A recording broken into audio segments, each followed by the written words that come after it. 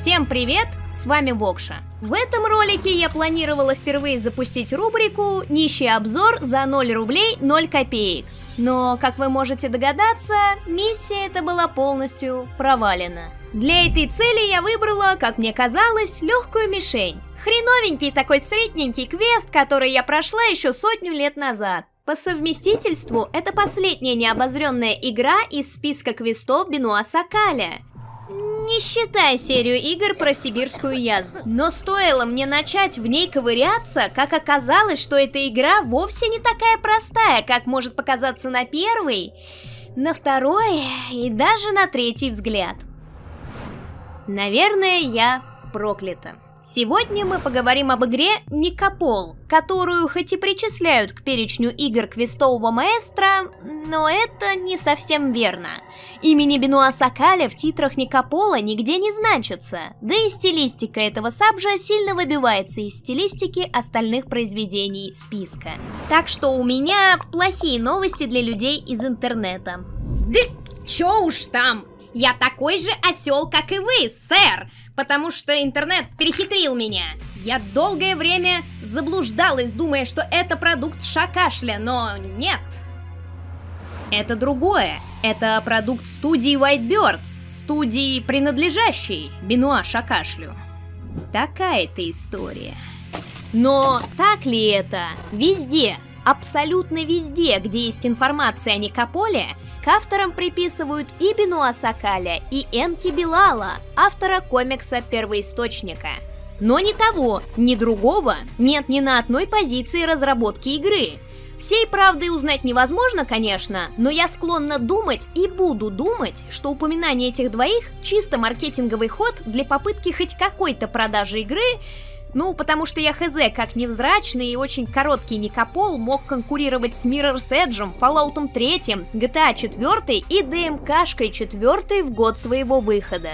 И для того, чтобы хоть как-то убедиться или опровергнуть причастие автора идеи к проекту, я приобрела первоисточник – комиксовую трилогию Никопола. И для приобретения которой мне пришлось развернуть целый план Барбаросса по перекупке этой вот книжопли из Москвы, поскольку на момент записи этого ролика на территории РФ ни в одном доступном интернет-магазине купить ее невозможно. Однако Авито в помощь. Вот, посмотрите еще раз внимательно, потому что сейчас я возьму и уберу этот комикс нахрен и призову вас забыть о его существовании. Но зачем ты так делаешь, Вокша? Зачем показываешь, а потом отбираешь?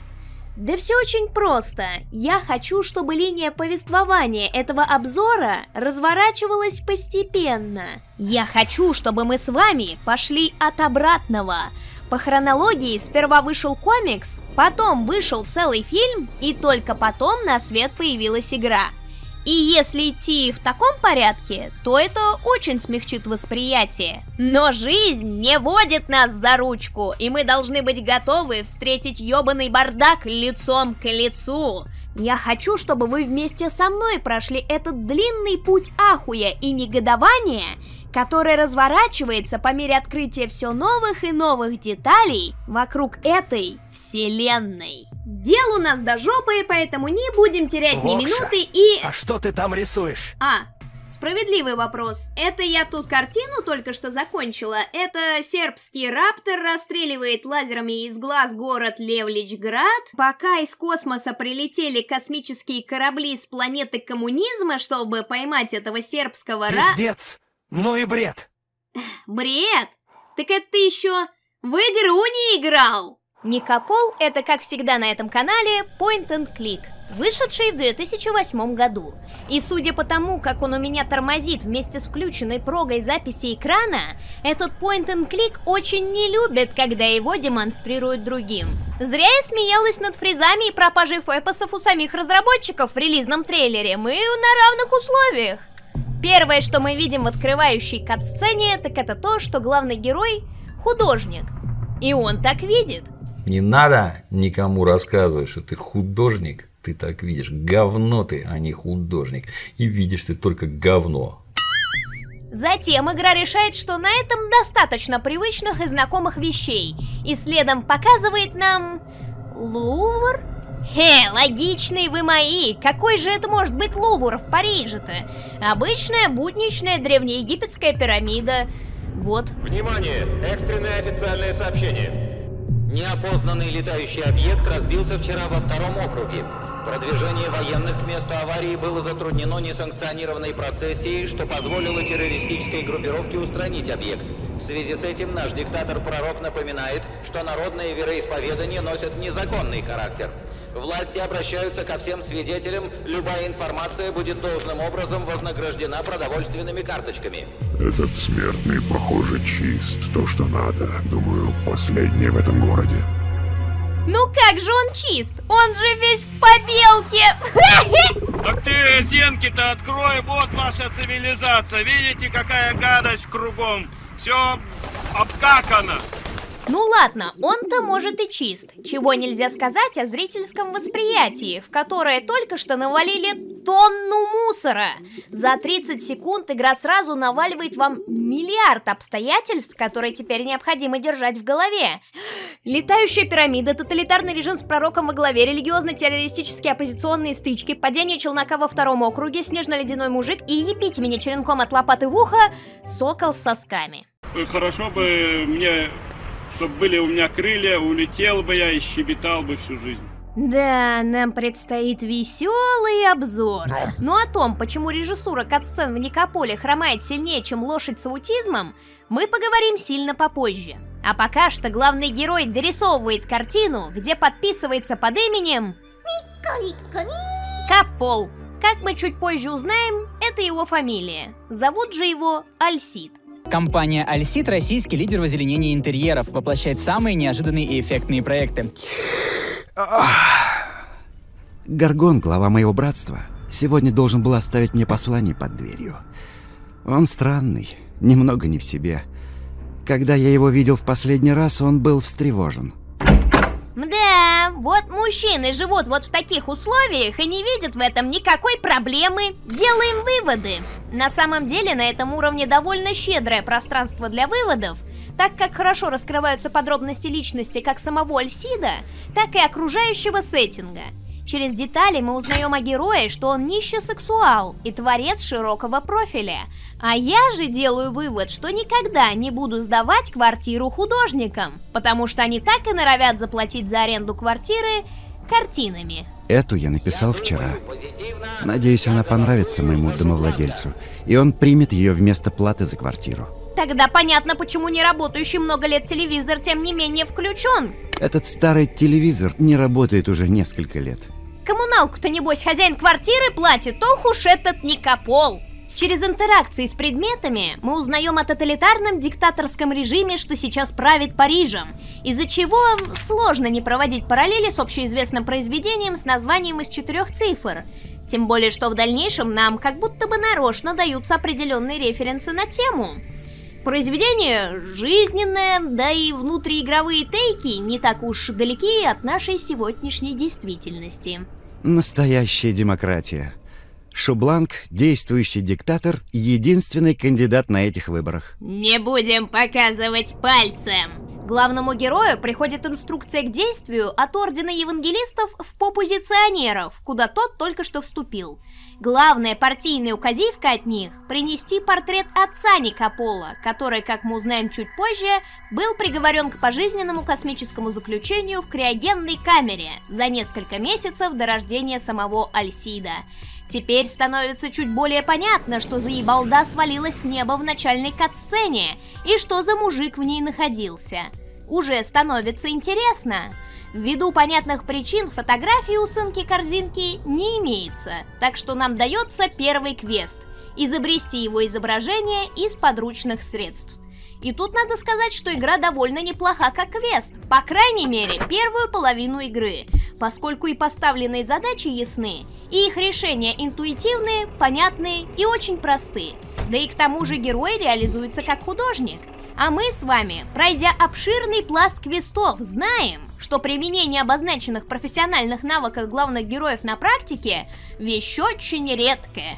Параллельно с изготовлением портрета Папаньки можно еще поизучать детали и узнать, что пирамида над городом не является нормой для данного сеттинга. Появившись недавно над Елисейским дворцом, она представляет как для игрока, так и для горожан загадку, так как вся информация о ней строго засекречена. Знаете, немного проспойлерю, но игра довольно короткая, и любопытно, как за свой непродолжительный хронометраж она собирается раскрывать тему политических интриг, религиозных преследований, летающей пирамиды, отца Альсида и предстоящих выборов. Также немного проспойлерю, никак. В надежде на дальнейшее распутывание клубка мы выходим с портретом из дома. И тут... Что это? Гражданин Альсид Никопол, вы арестованы. Теперь в повествование добавляются еще и говорящие ебаки. Ну ладно, хотя бы не скучно. Путем нехитрых манипуляций, в которых вы, скорее всего, с первого раза не преуспеете и убьете главного героя сердечным приступом, я не знаю, вы ускальзываете от хищного пенисного монстра и даже запираете его внутри художественной студии. Вот обрадуется хозяин квартиры, не могу перестать о нем думать. Так же, как и не могу перестать думать о том, что пенис с лапами в кат-сцене дверь протаранил башкой, а теперь она лежит здесь.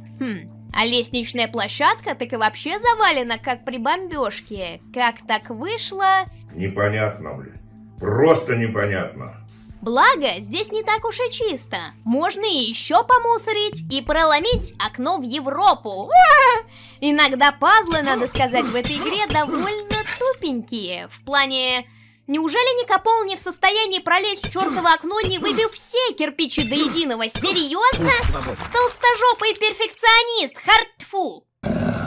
Colonel, I'm trying to sneak around, but I'm dummy thick, and the clap of my ass cheeks keeps alerting the guards. Поскольку терять Альсиду больше нечего, он бросает все и отправляется на кладбище присоединяться к Ордену. Я присоединился к Ордену Великого Возвращения Евангелистов, группе мистиков, экзальтированных и немного чокнутых. Такси! Я слабо верю во всю эту их белиберду. Главное, что они борются против Шубланка и его правительства. Моя первая задача — восстановить для них некую систему шифрования. Не очень интересно, но посмотрим. С учетом, как здесь быстро и оперативно работают ебаки-чекисты на воронках, я бы не стала так спокойно залезать в первое попавшееся такси по дороге. Но и такого убедительного пальто, как у Никопола, у меня нет. Так что в этом вопросе я уступаю мужчине.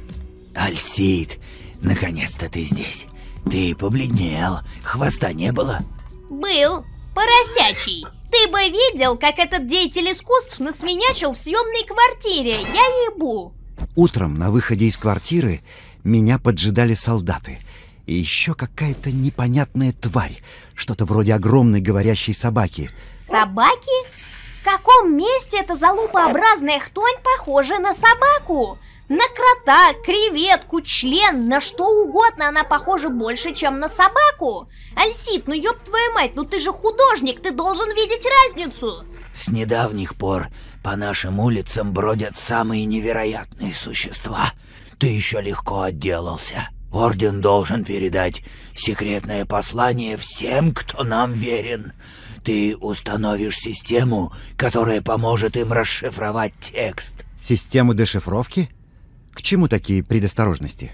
Альсид, ты дурачок? Это сверхсекретное послание. Оно не должно попасть к военным. Хорошо.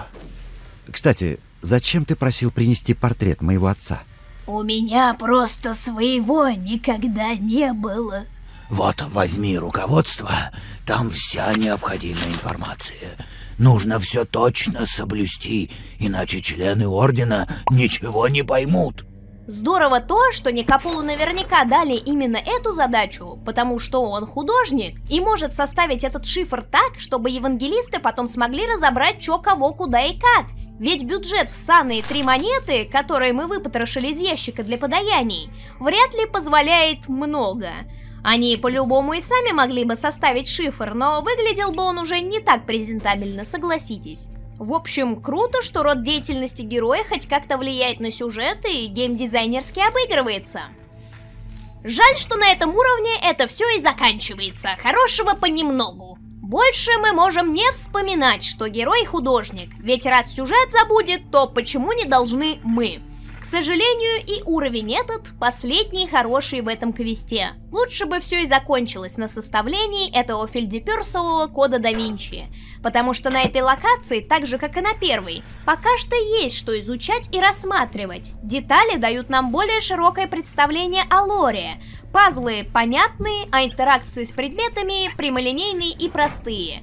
Вообще, любопытно посмотреть, как выглядит кладбище в данном сеттинге, да еще и обжитые религиозными фанатиками. Хотя я лично терпеть не могу сюжеты, в которых фигурируют любые культисты. Пока в игре еще держится сценарная интрига и сохранена надежда на то, что твои усилия будут вознаграждены раскрытием сюжета. А может и дальше все хорошо будет, Вокш, ну что ты разманделась, а? Тебя саму-то, наверное, на кладбище подкидывали родаки в детстве в надежде, что со второй попытки у них точно получится родить человека полноценного, а не блогера. И ты теперь, злое говнилище, сидишь и льешь желчь на уважаемые игры для уважаемых людей. Это не для тебя сделано и не для таких, как ты. Пошла вон. А вы сами все увидите, смотрим и делаем выводы, карлики. Так вот, конечно же, Никополу не доложили компонентов для составления шифровки Юстас Алексу, а поэтому мы пытаемся их заменить буквально говном и палками. 2 монетки мы крадем из пожертвований подписчиков, на них же покупаем прах мамаши Никопола, для которой, мне кажется, такая баночка будет маленько маловато, но, возможно, в этой баночке содержится лучшая ее часть. Для черного креста и ржавый шуруповерт советского производства годится, а вот нехватающую соль находчивый Никогендер решается отколупать от мертвой женщины резцом. Товарищ майор, это было крайне необходимо для борьбы с тоталитарным режимом, отвечаю. А не заморозил я ее обратно, потому что, долг звал, а я спешил. Пальто, отсутствие работы, соли, трупы. Ну вы посмотрите, настоящий петербуржец. Шубланк, берегись! Против тебя выступают казанская сиротка Алексей Николаев, коллекционер кожно-венерических заболеваний и люди, использующие соли для коммуникации друг с другом. Я бы на твоем месте уже текала с городу. Но стоило только нам закончить работу, как ушлый спидозник Гаргон запирает нас на нашем рабочем месте.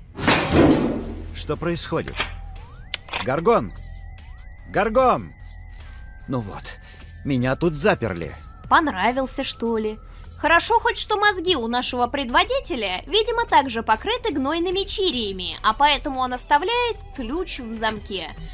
Эх, жаль мало заядлых квестоманов в наше время, кто точно знает, какая это незатейливая и несложная задача. Делаю вывод, что Алексей Николаев точно каким-то образом запал в сердечко дедули, поскольку он оставил не просто ключ, а связку ключей от всех замков на свете. Возможно, в том числе и от его сердца, но я не уверена, что оно не рассыпется в пожилую пыль при первом же прикосновении. Конечно же, первым делом за такую никоподлость мы роемся в личных вещах Григория Гаргоновича, потому что, нас же изначально сюда пригласили, а значит мы...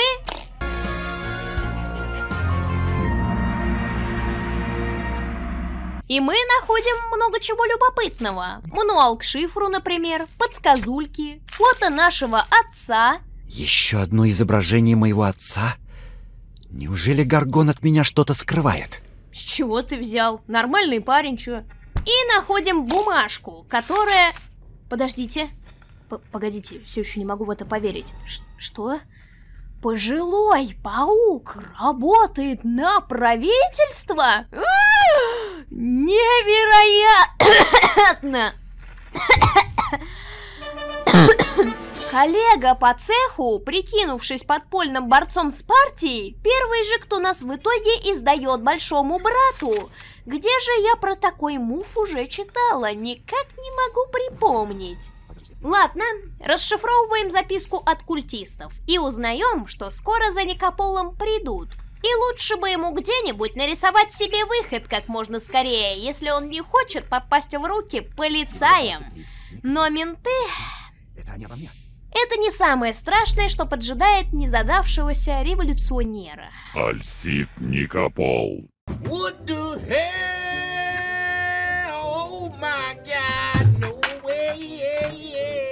Ну все, этот сюжет рухнул. Поздравляю! Настолько выбить из повествования всего за 2 секунды катсцены, это надо еще уметь. Что бы дальше на экране не происходило, я теперь не смогу воспринять это после явления Анубиса народу хоть как-то серьезно. А хотите, я навалю еще больше кринжа и открою портал в прошлое? Привет, я Стас Давыдов. Хотите нестандартных ситуаций? Их есть у меня! О, кто залезает ментам на машину? Голый мужик!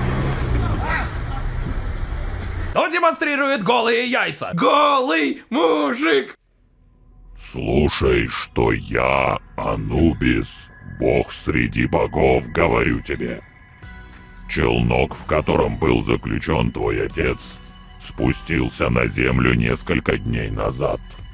К несчастью, Гор, мое жалкое и гнусное подобие, подчинил Никопола своей воле. Вместе они способны нарушить равновесие сил в Париже и ввергнуть город в хаос. Ты должен их остановить. Почему великих богов должна ебать судьба какого-то отдельного города? Почему? Зачем Гору простой человеческий батя со скучной человеческой головой и в скучной человеческой одежде? И зачем Анубису нужен человеческий сын человеческого отца? Зачем, когда он такой не ебаться крутой бог среди богов? Их божественность заключается в тотальном отказе от трусов? И да, если мы потом с вами заглянем в комикс, которого, я напоминаю, пока что не существует, у богов еще как есть письки. И сиськи? Блин, получается, из всех народов мира с богами угадали только египтяне? Ха-ха, чё с лицом, евангелисты? Так, погодите, нет, я его пропустила как-то. Вот мы в Париже, да? Париж, Египет. А как это вообще связано? Мой отец? Но почему я? Только ты можешь найти своего отца. Многие бы тоже с удовольствием нашли своего отца, но боюсь, что Бог ошибся, полагая, что у детей есть колдунский перк находить тех, кто ушел за сигаретами. Возьми этот танк, он защитит тебя от Гора. Когда найдешь его, направь Анг на пирамиду. Я приду и заберу своего брата. Позови меня, когда найдешь моего брата. А пока ищи своего отца. Его держат в башне, которую вы называете национальным бункером. Я, конечно, понимаю, что негоже Всевышним делать грязную работу самим. Им гордость не позволяет. И поэтому они посылают копеечного пролетария искать 2 вымышленных персонажей, а именно Бога и Отца. Но раз уж это и вам необходимо, в общем, и вы заинтересованы в моем успехе, то можно каких-нибудь даров помимо Ангха? Ну, вряд ли он впечатлит военных, которые, очевидно, встретятся на моем пути. Он у меня! Нет, пошел нахуй, да? Ну ладно. А почему Ангх защищает только от Гора? Ну, Анубис же тоже бог или какой-то другой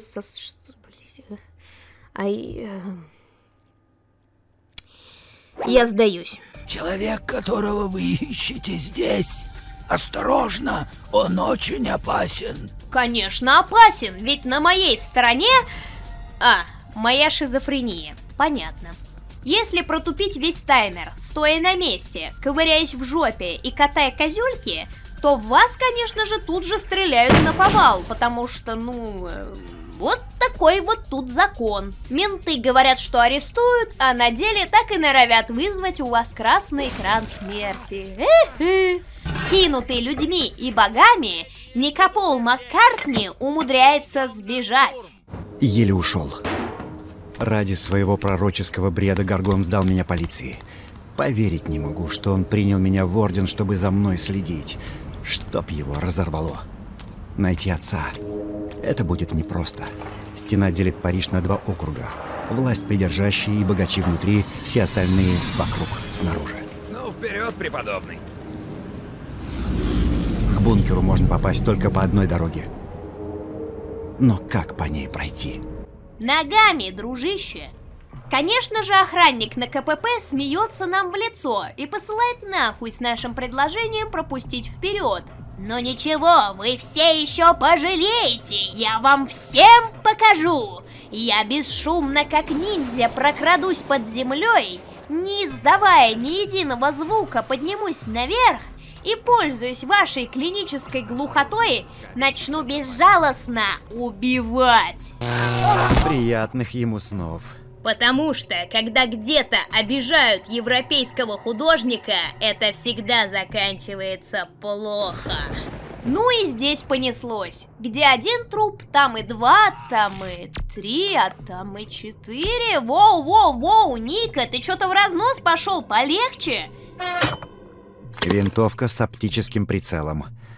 Ненавижу оружие. Чё, как Джокер предпочитаешь пушки-нож, да? Маньяк ёбаный. Вот пока, конечно, об этом рановато говорить, но вот знаете, Гор, который тут типа злодей, вот если так посмотреть, то за весь сюжет не оставил за собой ни единого трупа. Ну или нам их просто не показали. В отличие от трупов Никопола. Никопол, который тут типа положительный персонаж, да? В отличие от Гора, плохого, никого не убивавшего, 4 трупами не ограничивается. Это только начало. В общем, начиная с этого уровня, рассматривать и изучать особо больше нечего. Отныне декорации выполняют лишь функцию декораций. Пазлы зачастую начинают страдать не столько сложностью, сколько нудностью и гумозностью. А сюжет, как вы уже понимаете, вряд ли что-то сможет спасти. Герой же начинает творить лютую хуйню. И окей, если бы это было нарочно, не знаю, в результате накрывшей героя шизы после встречи с Анубисом, или в результате того, что его заебал правящий режим настолько, что сломал в нем человека, понимаете, задумка бы изначальная такая была, да? Но нет, у Альсида вообще все в порядке. Это все тот же старый добрый рисовака Никопол, рисующий девушек и цветочки, но только кровью своих противников. Также к политическим, личным и мифологическим обстоятельствам сюжета добавляется долбаная космическая медуза. Блять, да, именно ее здесь и не хватало, чтобы все заиграло, понимаете, яркими красками. Отлично, молодцы, блядь. Когда я стану старой и у меня будет деменция, я буду пересказывать внукам сюжет именно этой игры, чтобы они поскорее сдали меня в дом престарелых и, блядь, не мучились. Хотите прикол? Эта медуза для сюжета совершенно не нужна. Идем дальше.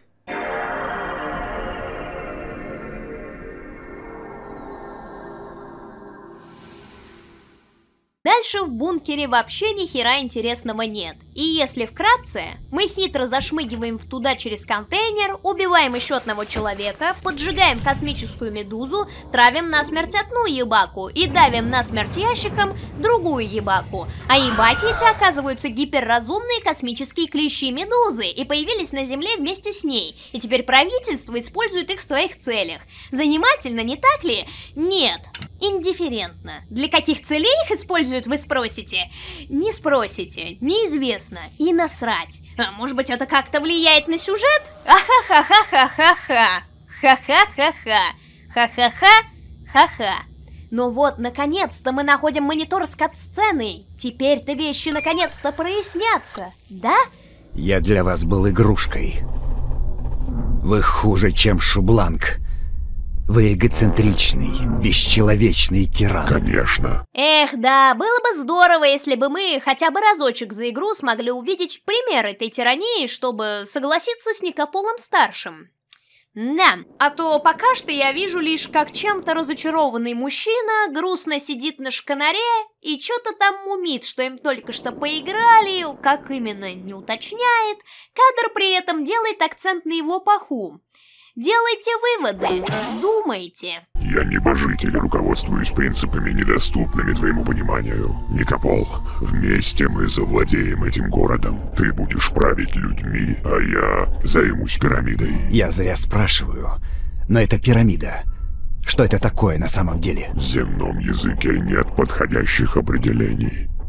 Ой, как удобно. Чтобы покорить Париж, Прежде всего нужно завладеть топливом. Когда энергия станет моей, Анубис и вся эта шайка ничтожных приспособленцев будет ползать у меня в ногах. Боги, сражающиеся из-за горючего. Разве не смешно? Их корабль, он очень стар. Без топлива они здесь просто пленники. Подожди. Это настолько неправильно и излишне пафосно построенный диалог, что он мало того, что не дает понять, чего двум этим ебантяям надо, так еще и на самом деле ломает логику. В оригинале, которого не существует, но будем представлять, что однажды гипотетически его кто-нибудь напишет, в оригинале четко дают понять, что топливо нужно не для того, чтобы захватить Париж, а Париж нужно захватить для того, чтобы завладеть топливом. Потому что если Гор завладеет топливом, он сможет шантажировать богов, застрявших на космическом корабле в виде пирамиды. Вон оно как! О, все-таки есть определение. Вот досада. Вот без этой ремарки. Вы сами, честно, без пиздежа, из кат-сцены смогли бы уловить эту информацию? Про то, нахуя им Париж и топливо. Вы вот понимаете, каков характер их сотрудничества? Вы знаете, каким человеческим бензином заправляются древнеегипетские боги? Вы знаете, как и зачем Гор и Лох находятся в национальном бункере? Вот и я нет.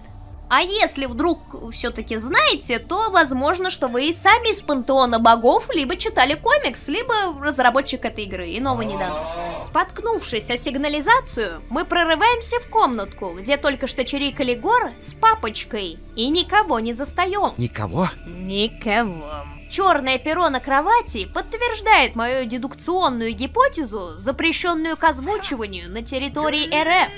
Папик наш собирается улететь на черной молнии в Елисейский дворец. Спешим к нему присоединиться и надеемся, что транспорт выдержит вес титановых яиц Альсида. Блин, мне аж плохо.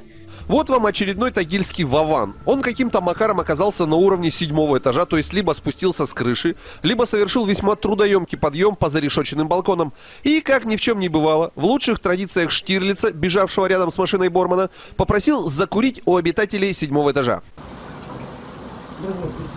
У меня нету. Серьезно, нет.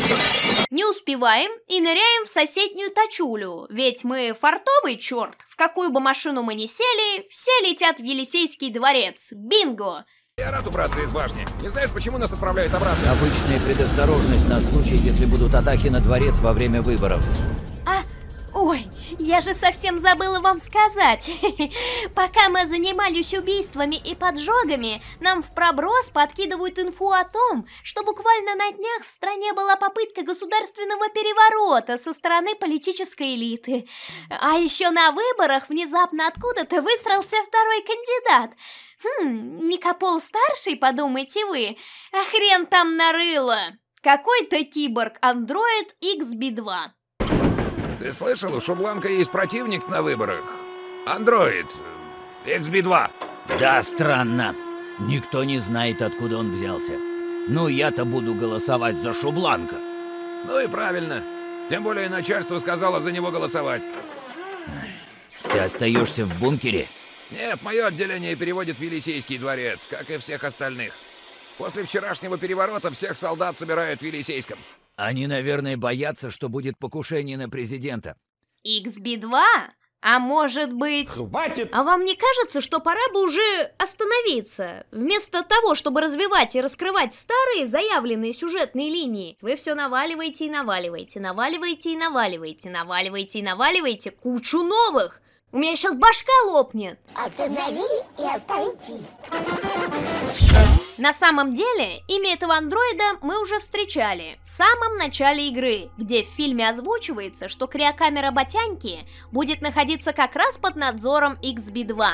Клянусь своим ангхом Доминика Торетто, что ни один человек никогда и ни за что не вспомнит этой информации, когда нам озвучат про выборы.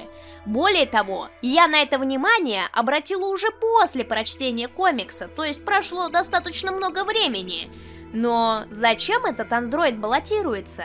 Он хочет найти отца Альсида и вернуть его в космос?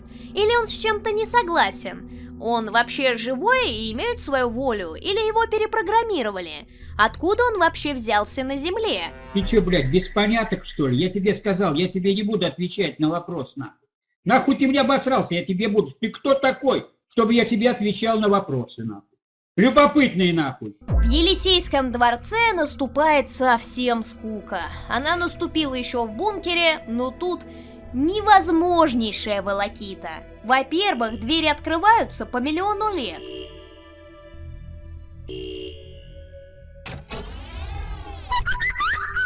Во-вторых, здесь кроме памятника пенису Шубланка больше не на что смотреть. Тщеславие Шубланка не имеет границ. В-третьих, локации запутанные, капец, коридоров много и все они однотипные. Разумеется, и мотаться по ним придется долго и нудно, а к тому же еще и отвратительно. Ну, зато хуёжник добирается до арсенала с оружием, и ох, я чувствую, будет мясо. Однако на этом уровне происходят и некоторые сюжетные штуки-дрюки. Внимание!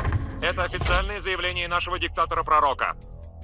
Вчера вечером приспешники генерала Вертегута нанесли нам удар в спину. После стольких лет, посвященных работе на благо святой миссии, появление ереси в верхних эшелонах власти – зловещее предзнаменование для нашего города. Учитывая, что вражеские теологические догмы оказались столь привлекательны, а наше правительство, допустившее подобную ситуацию, столь некомпетентно, я беру ответственность за эту трагедию на себя и удаляюсь в монастырь защиты, где я буду вести жизнь, далекую от искушений и вероломства. Я приветствую парижан и призываю их сплотиться вокруг Альсида Никопола, который займет мое место и будет противостоять на выборах андроиду XB2. Шубланк уходит? Вот это событие. Кандидатов держат в изоляции до окончания выборов. Никому не разрешено входить в их комнаты, окна бронированные, любые контакты запрещены. Разговаривать с ними разрешается только сержанту и только по телефону. По-моему, это нечестные выборы. Да, эти кандидаты, Никопол и Андроид, их никто не знает. Откуда они взялись-то? И потом 2 кандидата на одни выборы – это странно. Никопол, этот жалкий арестант. Почему он до сих пор жив? Почему после стольких десятилетий заключения он снова переходит мне дорогу? Разве недостаточно того, что я должен был дежурить у его отвратительного замороженного тела? И он хочет занять пост губернатора вместо меня? Ему самое место в могиле. Его смерть доставила бы мне величайшее наслаждение. Я бы его убил. Сейчас же. Да. Я его убью. Как же отреагирует Алексей Никополов на подобные заявления? Этот робот, XB2, он совершенно сумасшедший. Я должен его остановить, пока он не убил моего отца. Я его уничтожу немедленно. Он отреагирует ровно точно так же, как и совершенно сумасшедший XB2. Ага. Но по этой логике, и ты не совсем с кукухой дружишь, господин Нильсит Алкоголь, раз собираешься решать неудовлетворяющую тебя ситуацию убийством. Чем же ты тогда лучше этого андроида? Да ничем. Этому головорезу только и дай кого-нибудь дозамочить. Вот они какие ваши либералы. Алло. Это XB2. Алло. Яблочко. Ну вот я и избавился от этого робота.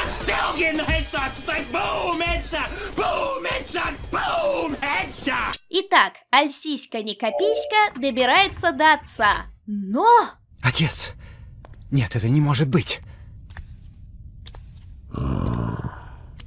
Поразительное сходство.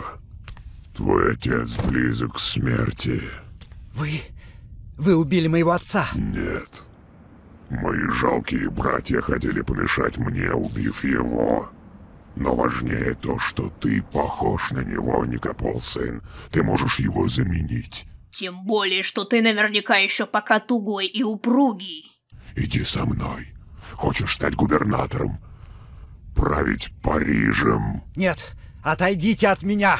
А чё, подумай, с таким союзником можно сделать сходки фурии художников национальным праздником. Нет, отойдите от меня! Думаешь, мне нужно твое согласие? Никопол-младший, вернись, сись. Честно говоря, вот тут я немножечко подсломалась, потому что напрочь забыла о настоятельной рекомендации Анубиса. Мол, как только найдешь Азлагора, необходимо тыкать Ангхом в пирамиду, чтобы вызвать Ферамира. И меня нельзя винить, что я это забыла, ведь мне приходилось держать в голове довольно много другой информации, абсолютно ненужной. Как же так, спросите вы меня? А вы посмотрите последнюю катсцену и вот увидите, сколько ответов на вопросы нам дадут. Не нужно убегать, Никопол, сын. Ты мой. Довольно, Гор. Твое путешествие закончено. Чё, виза просрочилась? Кажется, Гор все проворонил. А нечего было клювом щелкать. Если много петушиться, можно... вы поняли. Ты похож на отца, Никопол. Без XB2 ты единственный кандидат. Ты будешь править Парижем. Что? Чтобы служить вам. Извините, меня это не интересует. Я хотел служить только ебанутым культистам на респе бомжей. Нет, пардон, искусству. Я хотел служить искусству. Мой отец оказался вовлечен в ваши интриги, и это его погубило. Я все улажу.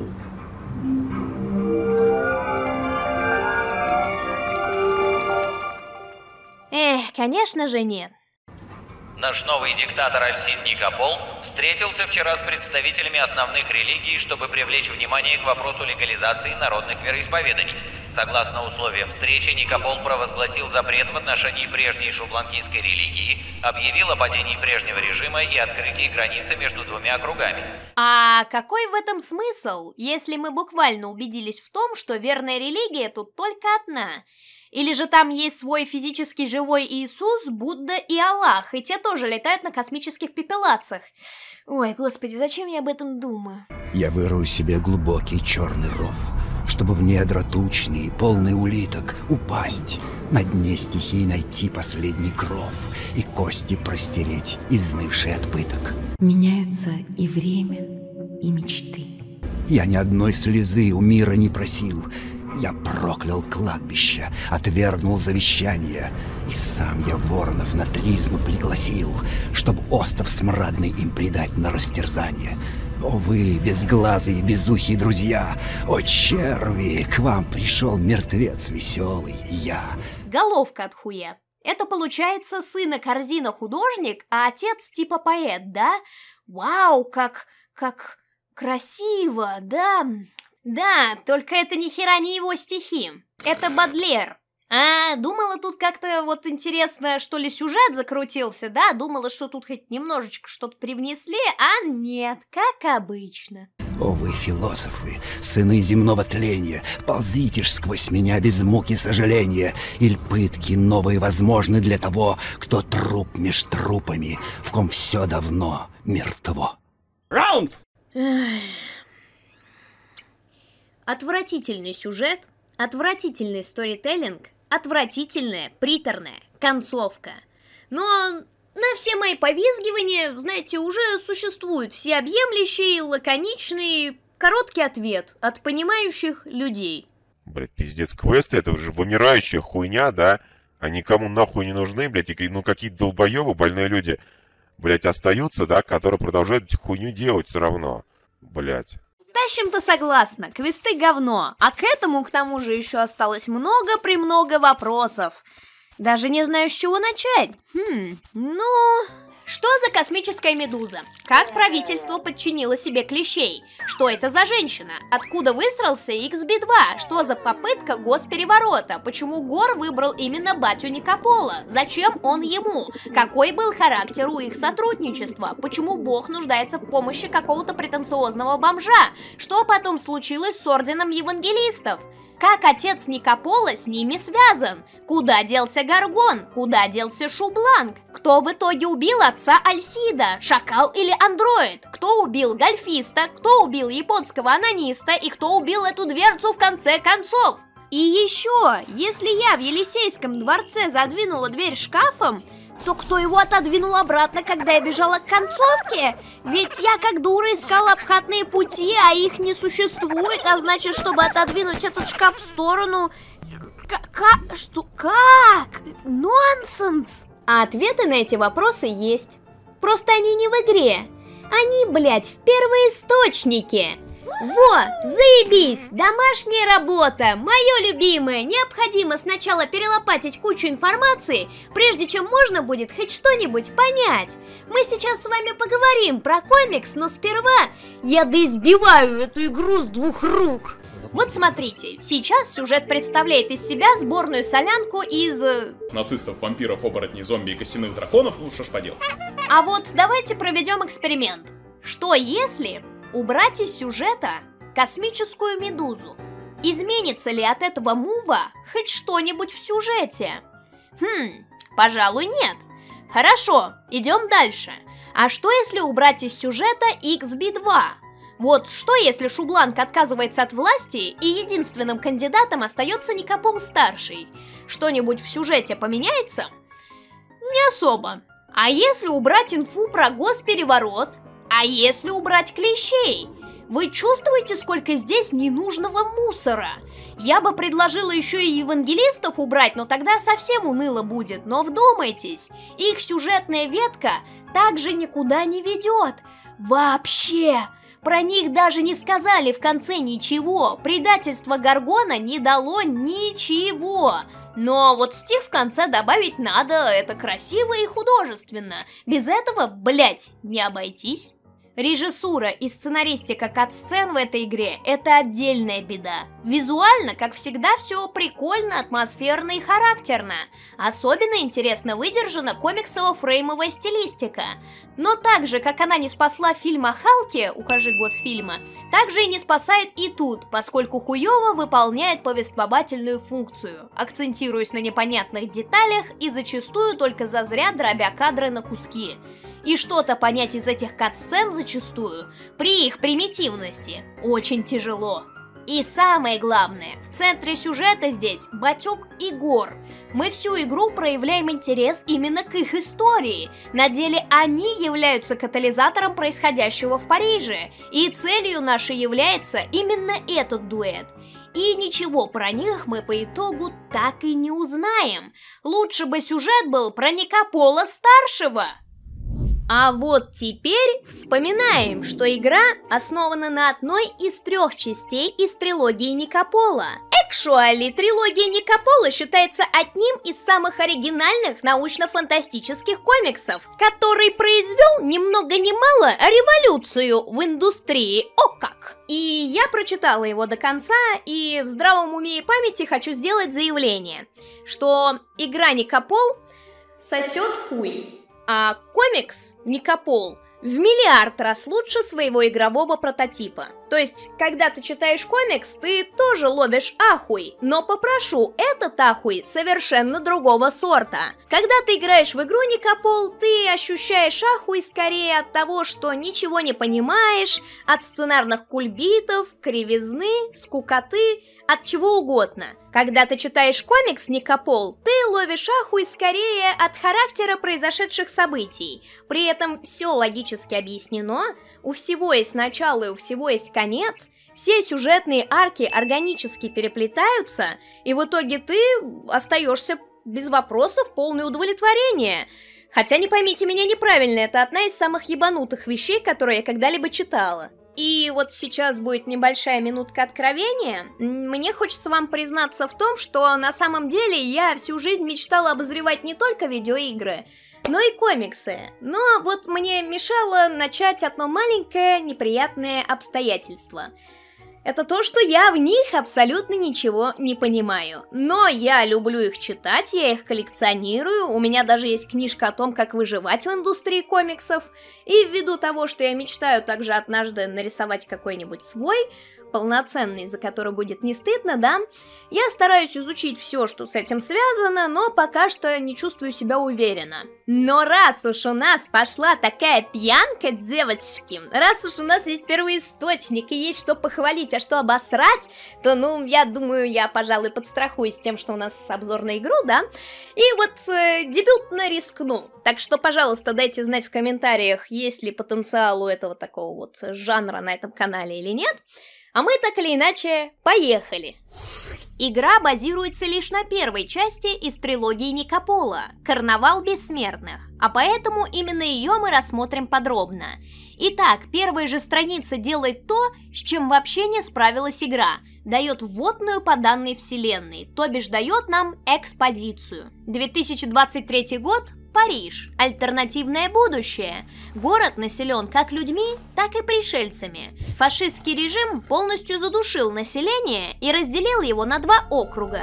Тех, кто выдает зарплаты, и тех, кто робко надеется на их повышение. Ну, вы поняли. Менты беспределят и выполняют свою работу плохо, а диктатор на предстоящих выборах допускает только свою кандидатуру. И тут при всем при этом над городом появляется загадочный космический корабль «Пирамида», что приводит к народным волнениям. То есть, как мы видим, комикс уже начинается более комфортно в плане повествования, потому что он, элементарно, начинается с экспозиции, а не с завязки, как некоторые. Да, эта завязка представлена блоком текста, но, во-первых, это комикс, а во-вторых, когда мы этот текст прочитали, мы поняли, как работает данный сеттинг, и вопросов больше не имеем. А у этой истории довольно сложный сеттинг, как мы могли уже убедиться. И если мы не будем с самого начала понимать, с чем мы имеем дело, мы просто не сможем с интересом наблюдать за событиями, воспринимать их хоть сколько-то серьезно, да и вообще хоть как-то сопереживать происходящему. И ввиду повышенной агентности такого жанра, как видеоигра, понятно, что игра Ника Пол пытается раскрыть эту экспозицию более художественно, через интеракции с предметами, через реакции Альсида и вообще по ходу развития сюжета. И мы знаем с вами примеры в индустрии, когда игра вообще лишена экспозиции и позволяет узнать о своем лоре как раз-таки через игровые механики. Через игровые механики и интеракции вы постепенно раскрываете все больше и больше деталей, потому что, ну, это игра, а не книга, и чтобы что-то понимать, тебе по-хорошему надо в нее играть, а не читать ее как книжку, да? Здорово, когда это присутствует не на первых двух уровнях игры, а на протяжении всей, игры, чего мы в Ника Поле Бессмертные не наблюдаем. Плохой Ника Пол, плохой! Далее мы наблюдаем за тем, как египетский пантеон богов сидит внутри пирамиды и пробует играть в человеческую карточную игру, чтобы скоротать время. Делают они это в ожидании окончания выборов, так как у их корабля кончилось топливо. Нынешний губернатор отказывается давать топливо за просто так. Просит он за него ни много ни мало стать бессмертным, чтобы какать на голову париджанам вечно.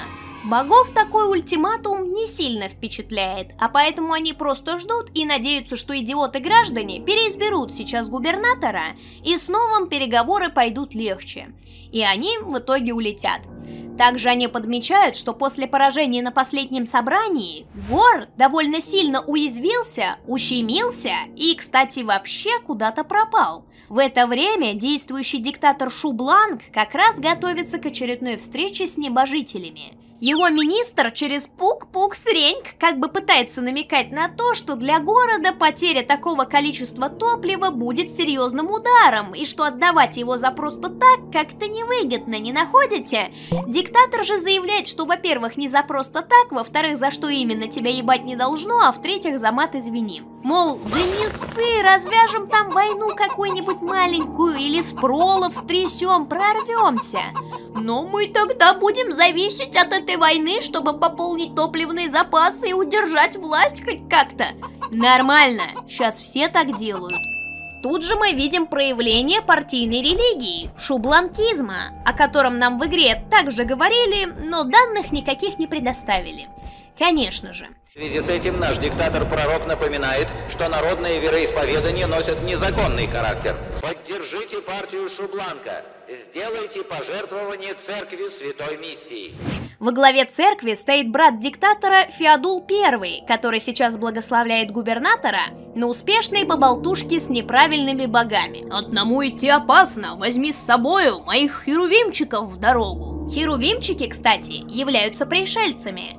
Космические расы встречаются на страницах комикса и тут, и там. Например, синие мадамы, делающие специальный макияж диктатору, или космическая медуза, которая в контексте обозначенных ранее пришельцев перестает выглядеть как пинок по яйцам, и так далее. Очередные клянчения бессмертия для Шубланка заканчиваются неудачей, и тот уныленько покидает пирамиду. В это время с небес как раз-таки падает космический челнок Криокамера, которую к тому же еще избивает воздушная милиция. Понял, вычеркиваю. Блять, не понял, чё нахуй? Челнок бьется о крышу здания, и из него выпадает тело, причем выпадает так, как и положено замороженному объекту, а не как диснеевской принцессе. При падении от замороженного Никопола-старшего откалывается нога. Как? А неужели вы этого не заметили в игре? Да, у него при падении вообще-то оторвало ногу, и это очень важный сюжетный мув. Только узнать об этом вы можете, ну вот, через один единственный терминал с текстом. На твой телефон пришло новое сообщение. Посмотри, вдруг там что-то важное. Париджане негодуют, а Гор пользуется ситуацией и крадет одноножку на глазах у толпы. Теперь, кстати, понятно, о чем говорилось в начале игры, когда диктор в новостной сводке отмечает, что забрать и изучить тело в челноке ментам не удалось из-за религиозной процессии. Да тут просто интересующаяся толпа перегородила весь проход, а фанатика было слышно сильнее всех. Во имя Иисуса Христа, дьявол, убирайся вон! И именем Иисуса я изгоняю тебя прочь! Во имя Иисуса! Во имя Иисуса! Во имя Иисуса! Во имя Иисуса! Вон, дьявол, убирайся! Выйди из нее сейчас! Гор притащил уже очнувшегося Никопола-старшего в заброшенное метро и с присущим пафосом презентовал себя. Моя нога! Боже, где моя нога? Я сказал, успокойся, жалкий человечек, и слушай, что я, Гор, бог среди богов. Бессмертный среди бессмертных, скажу тебе. Как ты сказал? Гор, тот, кому ты обязан продолжением своей жалкой смертной жизни. Тот, кто окажет тебе честь, живя в твоем теле. Тот, кто знает все о твоей бедной трогательной жизни как преступника. Альсид Никопол. Да, отца Никопола тоже зовут Альсид, и отныне мы Никопола-старшего будем как раз называть Альсидом, а младшего назовем Ника, чтобы не запутаться. Так вот, Гор начал распинаться, немного поторопившись. Альсид еще не очень втупляет в происходящее, кое-как вспоминает, как его зовут, да и вообще у него... Ай, больно в ноге, блядь!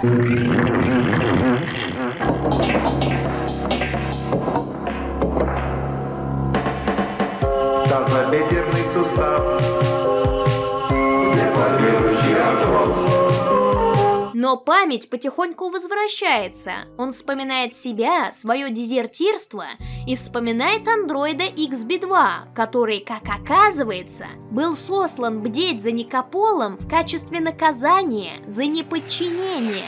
То есть, чувствуете, мы уже узнаем об андроиде больше, чем за всю игру. И более того, понимаем, что у него есть своя воля. Тут же мы наконец узнаем, почему Гор выбрал именно Альсида. Из-за здорового тела. Целых 2 дня по причинам, недоступным человеческому разуму, я искал тело. Ты вполне подходишь. Я с омерзением отверг 7 человеческих тел, но твое тело безупречно. Ты из прошлого. Ты проспал 30 лет. Твое тело меня не отвергнет. Мы совместимы. За последние 30 лет мутации и болезни стали нормой в Париже, а Курлыш в кого попало вселяться не хочет. Альсид – идеально сохранившийся в заморозке полуфабрикат, чье тело и разум подходили Гору. И действительно, если мы приглядимся, то мы и вправду увидим в комиксе, что большинство персонажей здесь чем-то больны, изуродованы или ёбнутые. То есть Гаргон в игре выглядит именно так по этой причине. Теперь понятно, о чем говорилось в начале игры. Этот смертный, похоже, чист. То, что надо. Думаю, последний в этом городе. Собственно, вот главное отличие комикса от игры. Главный герой здесь не Никопол сын, а Никопол отец. И я считаю, что с точки зрения нарратива это куда более удачное решение, потому что он, оторванный от реальности, ни хера не понимающий и задающий вопросы, находится по сути в том же положении, что и читатель. И когда комикс объясняет лор ему, он по сути объясняет лор нам с вами. А Никопол сын, ну чё, блин, он в игре, ну он все знает, чё, зачем кому-то что-то объяснять, чё, блин, вот на месте, да, все работает, сделаем лучшую игру про него, это же такая пиздатая идея. Гор Чичник отпиливает лазерами из глаз кусок рельсы в метро и приваривает эту колдобину к культе Никополовца. Надо сказать, он даже проявляет творческое начало и придает ей соответствующую форму. Лучше быть одноногим, чем быть одиноким.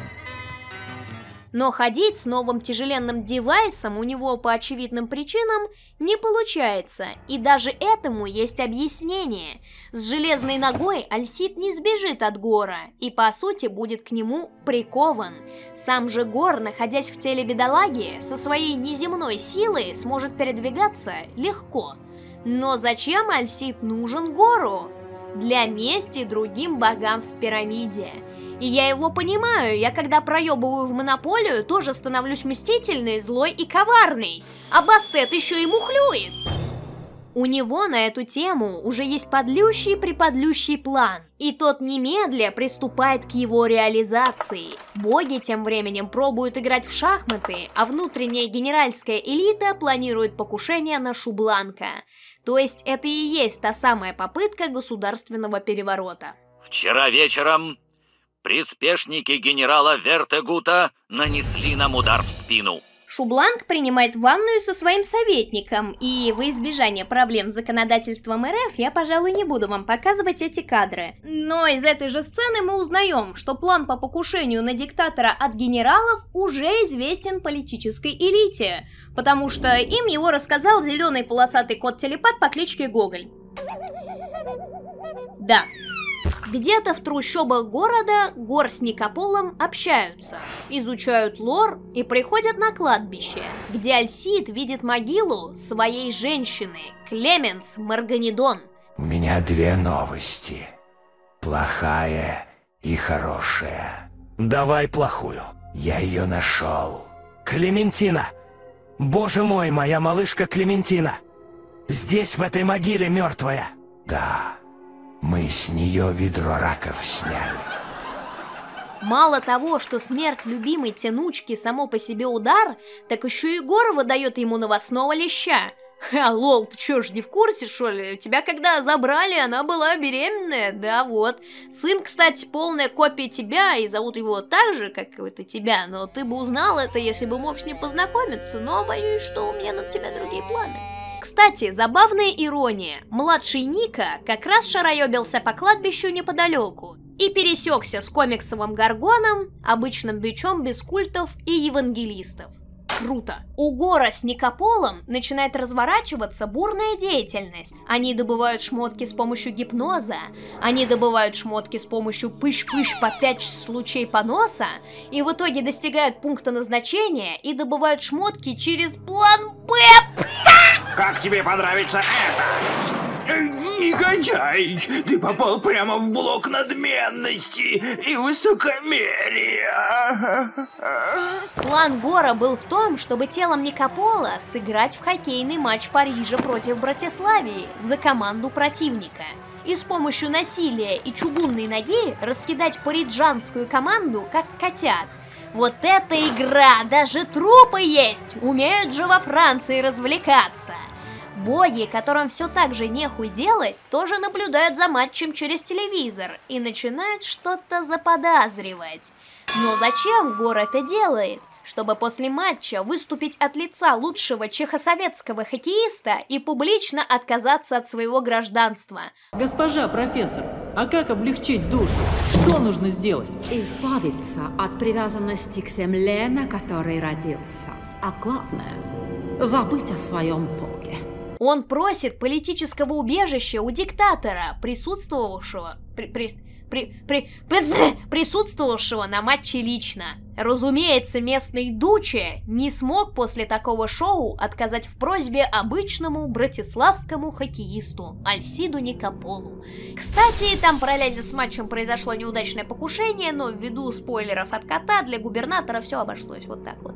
На пирамиду во время матча приземляется незадачливый андроид XB-2, который вернулся из космоса. Его однажды отправили туда в наказание за непослушание, вот и сейчас у него возникло ощущение личных амбиций, поэтому он решил форматировать это все в рот и вернуться. Тем более, что сторожить Альсида без Альсида как-то тупо. Боги думают и решают не терять с этой ситуации бенефиты и выдвинуть XB-2 как собственного кандидата на выборы. Ну а чё со своей подставной пешкой договориться-то о топливе как нехер делать, правильно? Правильно, бля. Причем чуть позже нам даже объясняют, почему робот для богов был предпочтительнее человека. Чувствуете, сколько нам в игре не договорили? И вот только тут происходит та самая сцена, где Никопол воняет на тему того, что им поиграли как игрушка, и что Гор хуже Гитлера, Муссолини и Шубланка. Как-то сейчас в этой сцене больше смысла и контекста, в отличие от игры, не находите? Гор говорит, что их сотрудничество выгодно им обоим. Никополу достанется власть и покровительство бога, а Гору – топливо, которым он будет шантажировать богов. Он также объясняет, какого хрена их колымага вообще нуждается в каком-то лоховском топливе. Но во время их разговора приходят люди губернатора, чтобы сообщить о назначенной встрече с диктатором. По дороге Альсид вспоминает поэму Бодлера. Словно хуй дроченый в жопу пид... Шубланг собирается в прямом эфире осветить события на матче и презентовать суперигрока общественности как героя и пример для подражания. Коту-телепату братиславский хоккеист по понятным причинам не нравится, а поскольку к коту здесь весьма прислушиваются, и это правильно, диктатор решил, что не даст Никополу возможности говорить на камеру. Вот только у Гора все схвачено и под контролем. Многоходовочка. Он гипнотизирует правителя, чтобы тот в прямом эфире сам, ртом, вслух отрекся от своего поста в пользу Альсида и объявил о своем уходе в монастырь. А можно нам также, пожалуйста? Самое смешное, что кот Гоголь в ярости и бесится не на виновника торжества, а почему-то на Шубланка. Как же он не хочет Либерах в правительственную палату, ой-ой-ой. Но не только Гор балуется гипнозом. XB-2 уже в списках кандидатов, так как боги сломали предвыборную комиссию, чтобы его пропихнуть. Никопол со страха подпускает жидким в виде своего космического надзирателя. А я сокрушаюсь над тем, что в игре даже близко нахуй не было обозначено, какие эти выборы интересная хитрозавязанность. Феодул благословляет кандидатов и что-то там говорит, поднимаясь в воздух с помощью гравитатора. Но маленькие писюкастые бестии его отключают, и тот падает и умирает. Нормально.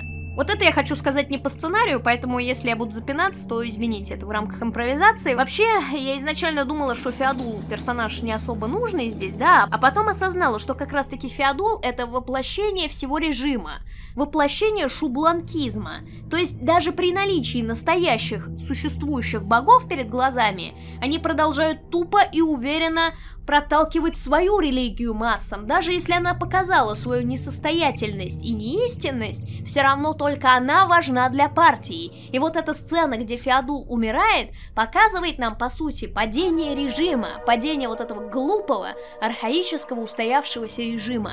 В котором, между прочим, даже все вот это было ложью, потому что гравитатор вон только что изобрели, да, а вот эти херувимчики не являются божественными созданиями.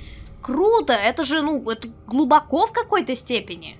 А вот что не круто, так это то, что следующую сцену я не очень поняла.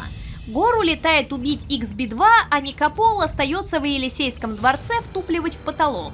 Приходит какая-то невнятная красная ебалда, она убивает Никопола, за что ее прямо на месте убивают боги в обличии животных.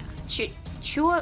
Андроид также оказывается в своем номере пожеванным и насмерть убитым.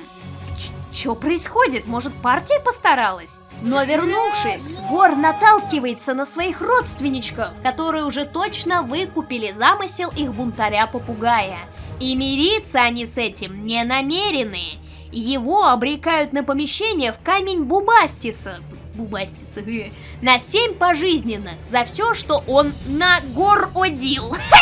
А финскую Никопольку они ставят править Парижем с уговором на поставку топлива.